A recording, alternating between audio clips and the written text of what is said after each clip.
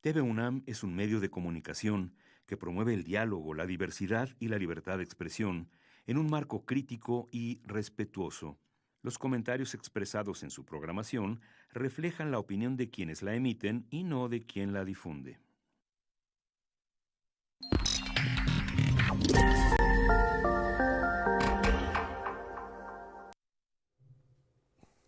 Buenas noches, bienvenidos a Observatorio Cotidiano de TV UNAM. Como todos los miércoles, desde el balcón, desde el mirador de la economía política de nuestro país y del mundo. Luis Fonserrada, bienvenido, muchas gracias por acompañarme. Muchas gracias a ti, Rolando, por la invitación. Noche estamos entrando a los vericuetos, laberintos, incluso desafíos de la reconstrucción después de la tragedia de los dos sismos que asolaron buena parte de las regiones de sur-sureste y centro de nuestro país. Pero también hemos ido descubriendo que la reconstrucción tiene que ir más allá de la mera reposición de la infraestructura, de las casas. Y tenemos que plantearnos el tema de la agenda para nuestro país, para México, al calor de la sucesión presidencial, claro. Luis. Y resulta que es el sector privado organizado en torno al Consejo Coordinador Empresarial el que despeja y se hace público. El sector privado se va al público y presenta una agenda del sector privado que intitula México Mejor Futuro. Exactamente. Luis, tú eres el director del Centro de Estudios Económicos del Sector Privado, elaboras las proyecciones, los diagnósticos, los análisis de lo que pasa en la economía, pues para que los empresarios estén mejor informados y puedan aspirar a tomar decisiones mejores, racionales. ¿Qué dices de esta agenda? ¿Qué se pretende con...? Mira, esto que acabas de decir, Rolando, me parece que es crítico, la clave. El sector privado entra al sector público y plantea una agenda pública del sector privado. Ese es el subtítulo de la búsqueda de un mejor futuro para México. Una agenda pública que propone el sector privado. Llevamos decenios sin crecer a las tasas que requiere el país. Puede haber diversas explicaciones. Sabemos que hay un factor fundamental que falta, que es la inversión. No se puede crecer sin inversión. La inversión pública y la inversión privada juegan un papel fundamental. No hay manera de que la inversión privada sustituya a la inversión pública. Tiene un papel muy importante la inversión pública. Pero entonces la agenda que se plantea pretende precisamente corregir, aportar elementos para que una mucho mayor inversión se dé y por lo tanto mayor empleo, mejores salarios y crecimiento. La agenda tiene una base que cubre o que digamos es como una mesa al revés. La base con las cuatro patas, que son los cuatro pilares, la base es el Estado de Derecho. Acabar con la corrupción, acabar con la impunidad, que haya certeza jurídica, esto es, que en los juicios se dé la razón al que la tiene y no al que mejor soborna a los jueces, que desgraciadamente es una realidad de nuestro país. Certeza jurídica y un poder judicial que la defienda y que la cuide. Esta es la base. Y luego cuatro pilares. Uno que tiene que ver con la economía. Una economía en la que se pueda crecer. Y hablan ustedes, bueno, se habla de una economía abierta y competitiva. Exactamente. Ajá. Una economía abierta y competitiva. Abierta en el sentido de aprovechar mejor las posibilidades que nos da esta nueva realidad que es la economía global, ¿no? Diversificar nuestros mercados, indudablemente, sobre todo ante estas amenazas continuas que tenemos de Estados Unidos, y ser competitivos. Pero ser competitivos y este es el cuarto de los pilares, con innovación y avance tecnológico. Sí, incluso se plantean una meta, bueno, que dadas las circunstancias es ambiciosa en materia de gasto o inversión en ciencia y tecnología e innovación. Así es. Sí. Pasar el 1% que nunca hemos cumplido. Nunca hemos cumplido y parece que no lo vamos a cumplir. Pues no, andamos Sí. en punto 3, Algo punto así. 4 Sí. del PIB, Sí. cuando deberíamos estar en 3%, ¿no? Ahora, yo, bueno, conozco tus énfasis, Luis. Sí. Tú siempre has insistido desde hace mucho tiempo en que la inversión no es una variable más, por así decirlo. Okay. Podríamos decir, es la variable estratégica de todo proceso de cambio y crecimiento. Pero, como dices, llevamos 30 años con un crecimiento muy por debajo de lo que se necesitaría desde el punto de vista social. Y esto se explica en buena medida porque la tasa de inversión también, desde el punto de vista histórico, se redujo. Así es. Pero también pensando en estos años, pues yo te diría, bueno, pero el sector privado no parece haberle quitado el sueño, este bajo crecimiento y esta baja tasa de inversión. El proponerlo ahora quiere decir que han hecho una reconsideración a fondo de esta experiencia y en consecuencia de sus perspectivas, digamos, como sector, como empresarios. Fíjate, yo creo que hay más conciencia. Yo creo que el énfasis que se ha hecho en general, ayer tú, por ejemplo, cuando se presentó la agenda en la que participaste, hiciste un gran énfasis en la inversión. Luego se comentó en el panel y en otro. Creo que hay más conciencia. Y creo que hay además más conciencia sobre la importancia de la inversión pública que se nos ha ido cayendo de manera dramática en los últimos años, ¿no? Entonces, sí, creo que hay más conciencia, pero el tema siguiente, Rolando, es que de veras el sector privado participe, invierta más. Y a lo mejor hay algunas cosas en las que hay que allanar un poco el camino, ¿no? Un marco regulatorio más facilitador de la inversión y no que suceda lo que sucede hoy, que es que la obstruye y que da lugar a corrupción, los permisos, la discrecionalidad, sobre todo a nivel municipal y estatal.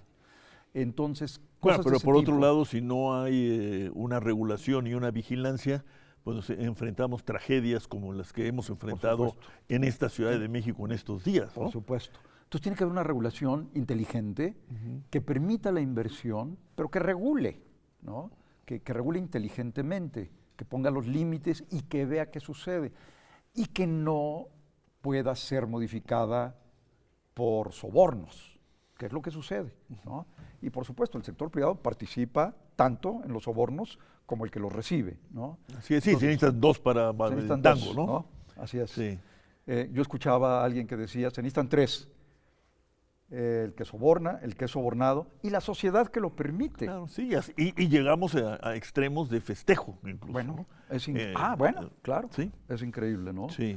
Creo que sí, creo que la inversión está habiendo más conciencia y se está entendiendo que efectivamente no es otra variable, sino que es la base para crecer, ¿no?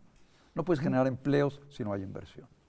Ustedes en el Centro de Estudios Económicos del Sector Privado apuntaron a una realidad que estaba un tanto escondida, adoptando, supongo que es correcto decirlo así, adaptando la metodología desarrollada creo que en los Estados Unidos, ¿no? En el National Bureau of Economic Research, tratando, bueno, de ir más allá de la cifra conocida del desempleo abierto, ¿no? Que está bien contada en Estados Unidos, ¿no? Sí. Pero entonces dijeron, no, es que algo más pasa, ¿no? Sí. Y ustedes han hecho una estimación de lo que se ha dado en llamar la brecha laboral. Exactamente. Esto sería el punto también de partida para poner al empleo en este lugar privilegiado que lo pone. Por supuesto, indudablemente, Rolando. Es decir, cada mes se publica la cifra de desempleo en México y en todos los países, siguiendo una metodología de la Organización Internacional del Trabajo. Todos los países lo hacemos igual, pero esconde la realidad, efectivamente, porque para ser desempleado tienes que cumplir dos condiciones. Una, no tener trabajo, pero la otra es estar buscándolo activamente. Ahí tenemos 1 millón y tantos de personas. No es nada. Es decir, somos las tasas de desempleo más bajas del mundo. Así es, ¿sí? Y sin embargo, tienes otra clasificación que se llama disponible para trabajar, que tampoco tienen trabajo, pero no están buscándolo activamente. Cuando les preguntas a ellos por qué no lo están buscando activamente, te contestan el 97% de ellos que porque no encontraron, que se cansaron de buscar. Bueno, pues es gente que quisiera trabajar, por eso se llama disponible, un eufemismo, pero se llama disponible para trabajar. Estos son más de 5,5 millones. Bueno, ahí estamos hablando de cifras muy altas ya, ¿no? Muy altas. Si lo sumas a los desempleados, más otra forma de desempleo, que es el subempleo, pocas horas trabajadas, si sumas a los tres, tienes esto que llamamos la brecha laboral, que efectivamente adaptamos los trabajos americanos. En Estados Unidos, la U es para desempleo y tienen U1, U2, U3, U4. Esta a la que nos referimos es la U5 y es efectivamente la cifra que te recoge la necesidad de empleo real. Y aquí somos 11,5 millones.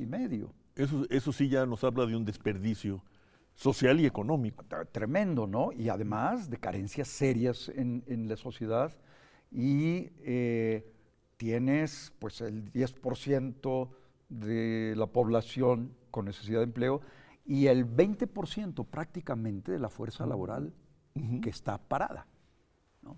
Vamos a una pausa y continuamos.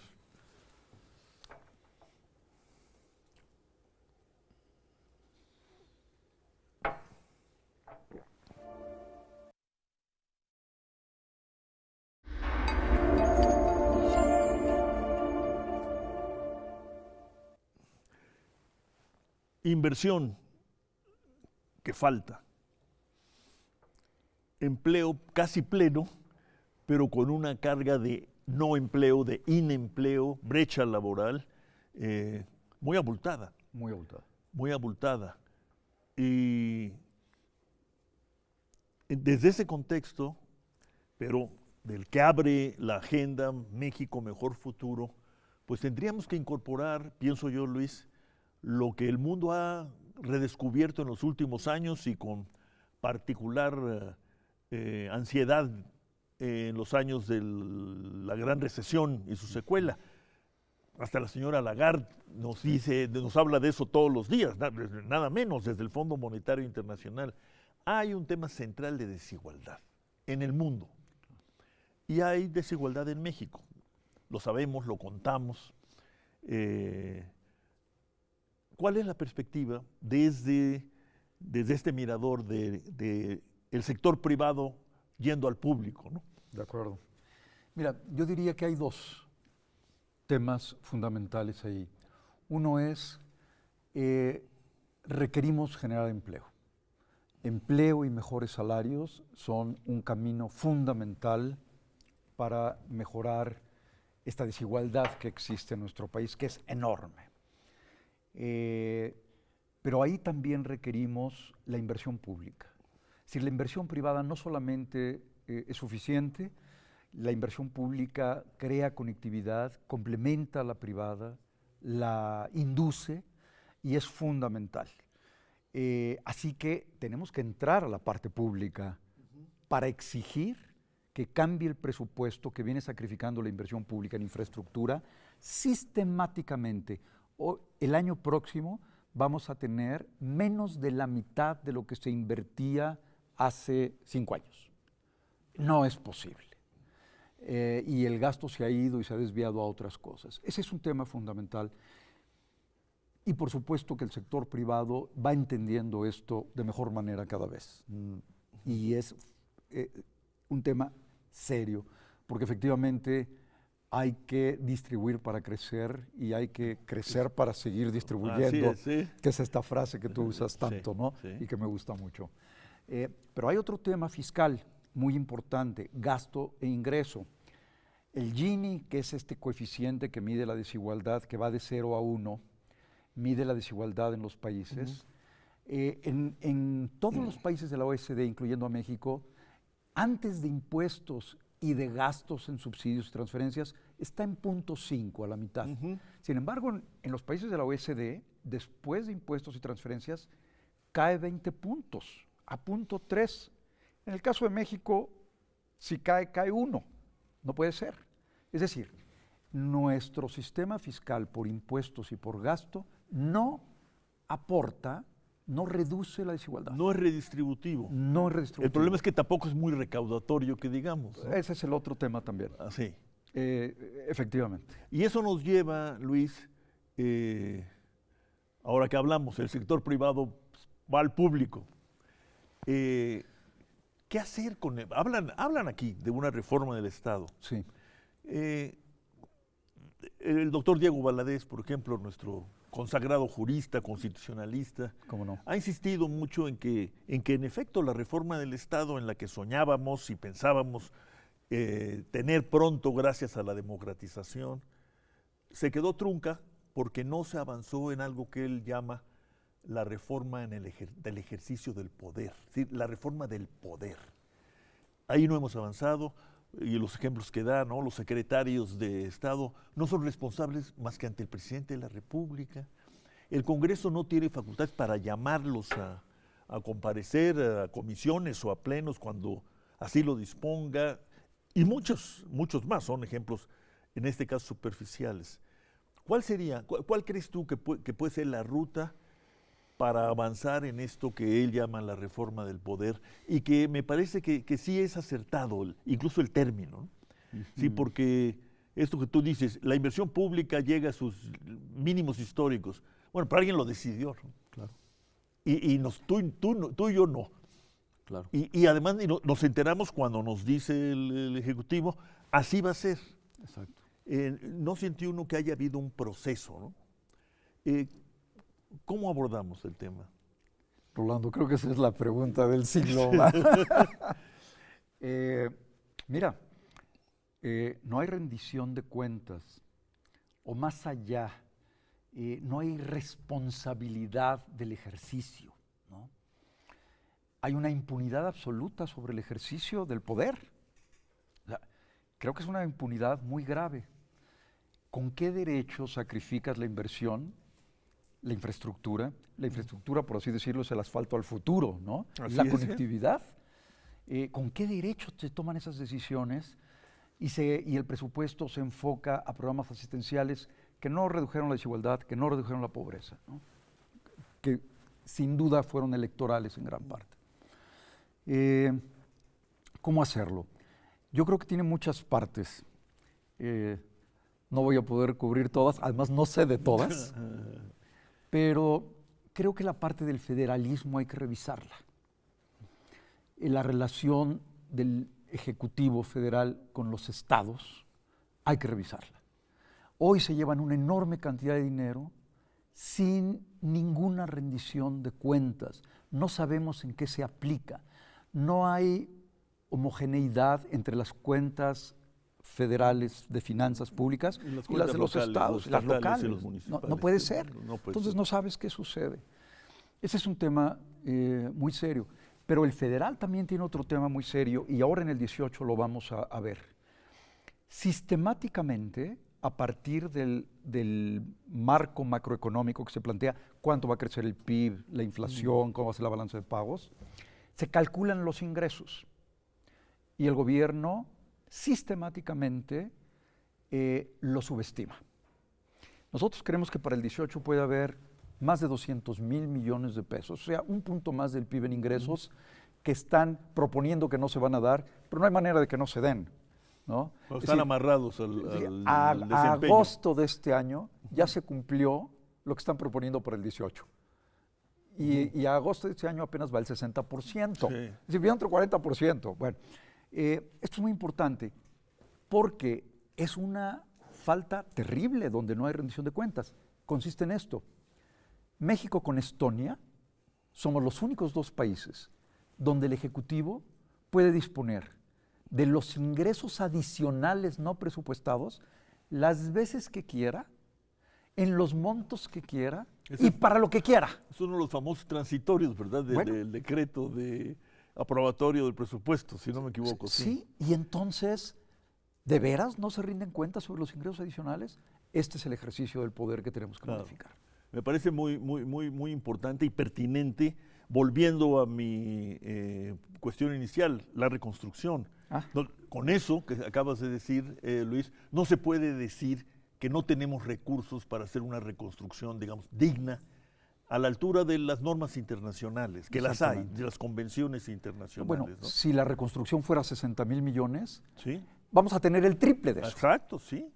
Así yo, es. a ojo de buen cubero, como lo hace el gobierno, yo creo que yo también tengo derecho, yo dije, pues son 100,000 millones. Ya, bueno, ahí está. Ahí los tenemos. Ahí los tenemos, y el doble. Por último, pero no al último, sí. Hablamos de inversión, hablamos de desigualdad, redistribución, de empleo. Y ahora se nos viene encima, en la negociación del Tratado de Libre Comercio de América del Norte, y los planteamientos aquí sí, no coincidentes, pero parecidos, de los Estados Unidos y de Canadá, en cuanto a nuestra política salarial. Una agenda, México, un mejor futuro, vista la manera en que se comportan los salarios y se distribuye el producto entre salarios y ganancias, sí nos lleva a preguntarnos, bueno, ¿y qué con los salarios? ¿No? Sí. ¿Qué con los salarios? A ver, déjame hacerlo un poco más dramático. Uh-huh. La participación salarial en el PIB, es decir, el Producto Interno Bruto, que es el ingreso del país, se reparte entre salarios y ganancias del capital. La participación salarial viene cayendo. En Alemania sucede algo similar, en Italia y en Francia no. ¿Por qué? Pero en Alemania cae al 40%, ¿no? Ah, sí, bueno. Digamos, y en el caso nuestro cae al 25%. Por supuesto. Esto es un tema muy grave, no puede sostenerse. Ahí indudablemente hay dos partes. Una es cuidar mucho más los salarios con respecto a la inflación. Los sindicatos franceses e italianos funcionan y lo logran. Pero adicionalmente la creación de empleo es la otra parte que indudablemente juega en esta ecuación. Creo que ese es un reto que tenemos en México. Si los sindicatos no son representantes de la clase trabajadora, entonces creo que los empresarios tienen la responsabilidad social, no es filantropía, la responsabilidad de ver por el poder adquisitivo de los salarios de sus trabajadores. Porque además está en su interés, digamos, histórico, ¿no? Por supuesto. Sin salarios buenos no hay mercado interno que crezca, ¿no? Así es. Entonces, ¿tú crees que, bueno, hace años había una unión social de empresarios mexicanos, me acuerdo, ¿cómo no? Bueno, que mantenía ese tipo de postulados? Claro, ¿no? Existe, sigue, pero además varios de los organismos empresariales lo tienen como bandera, varios, en distintas regiones, y hay mucho más conciencia social. Yo creo que este es algo que tenemos que fomentar y aplaudir. Creo que es fundamental. Muy bien, Luis, inversión, redistribución, empleo, fisco, reforma del Estado, salarios, como parte del juego, parte de la agenda pública del sector privado.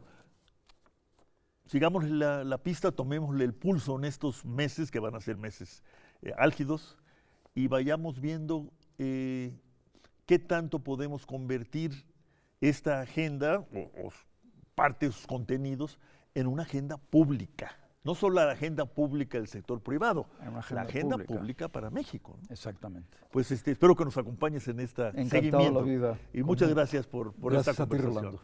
Gracias a ustedes, buenas noches.